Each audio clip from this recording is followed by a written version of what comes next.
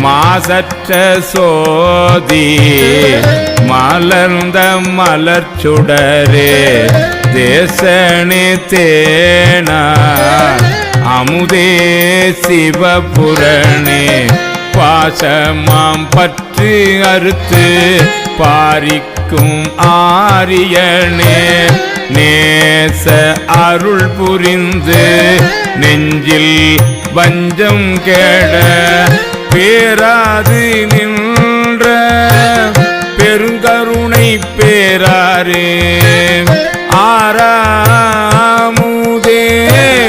அளவில்லா பெம்மானே ஓராதார் உள்ளத்துள் ஒளிக்கும் ஒளியானே நீராய் உருக்கியன்